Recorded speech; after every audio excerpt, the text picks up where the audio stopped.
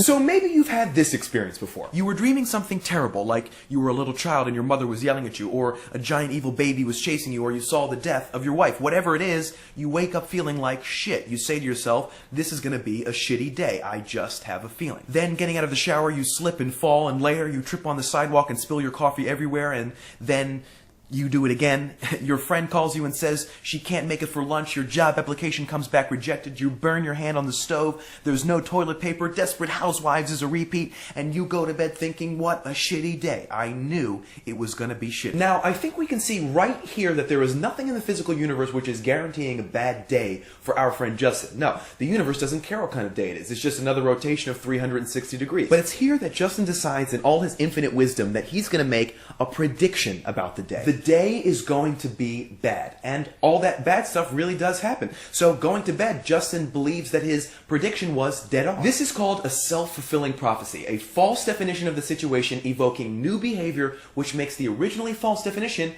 come true. Consciously or unconsciously, Justin created his own bad day. But he's no different than any of us. Self-fulfilling prophecies are inexorably weaved into all of our lives, and we go through life thinking that this is going to be a bad day, or I'm definitely going to get this job, or that student's going to do really well, or these banks are in trouble, so I ought to withdraw my money just to be safe. In every example, false definitions lead to real outcomes, like a bad day, or a good job, or a straight A student, or a global recession. And the concept is old. See Oedipus, Macbeth, Star Wars. But the idea of self-fulfilling prophecy has much deeper connotations than Justin's bad day. Each and every one of our identities comes into existence by way of them. As cute little infants, we are psychologically no different from animals. We react to the stimuli around us based on genetic programming. We have no sense of meaning, no sense of ourselves, no identity. But as babies, our parents don't treat us like animals. No, they treat us like we do have identities. They talk to us like we can understand what they're saying. And what they're saying is basically this: we love you and you are there. They show us what it is to be recognized. Now, in order for that recognition to blossom into a self, the baby has to be courageous. He has to risk that first communication, mama or dada. And it is a risk. The self is a very tumultuous thing to have. It's much easier just to stay silent. But those good parents have been very encouraging. We'll love you no matter what they say. We'll applaud you or mirror you. You can trust us. In this way, parents create their children's identities by way of self-fulfilling prophecy. They predict the identity and then organize their behavior so as to bring it about.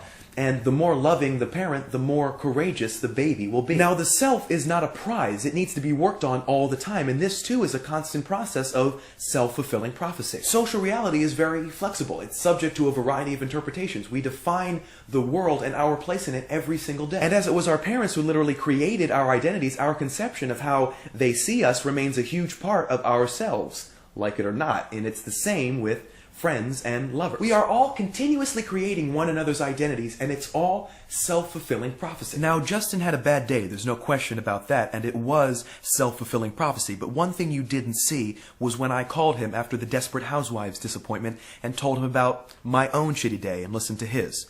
Getting off the phone, I said, "Don't worry about it, buddy. Shit happens, and you can always vent to me, because I'm sure as hell gonna vent to you." He laughed and got off the phone, went to his bed and thought, what a shitty day. I knew it was going to be shitty. But, well, you never know about tomorrow.